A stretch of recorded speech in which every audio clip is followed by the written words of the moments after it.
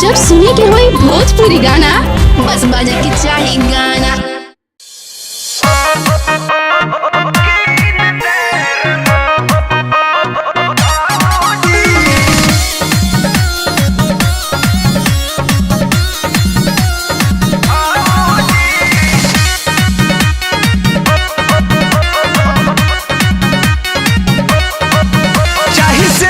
सिंगार सभे कद तैयार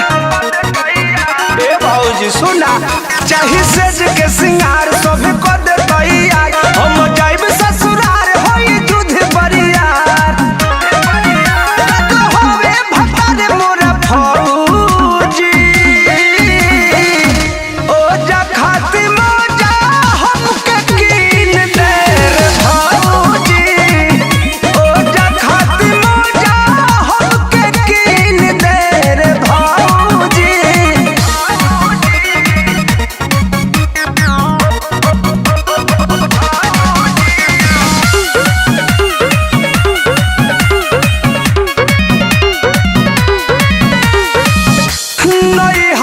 जैसे तैसे झेल यार हो ससुरा में बकसी नहीं हमके भतार हो नैहर में जैसे तैसे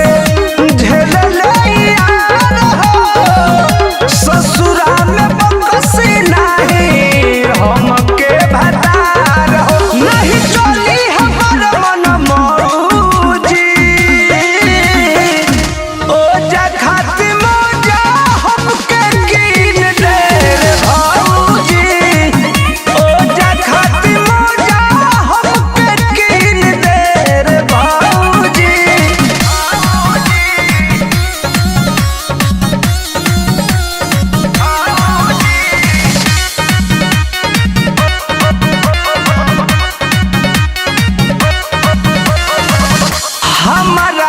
भेज भौजी सेफ्टी के साथ में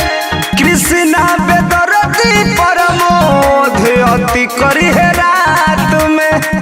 गजन कर देले हमारा के भेज भौजी सेफ्टी के साथ में कृष्णा बेदर्दी प्रमोद अति करी है रात में भैया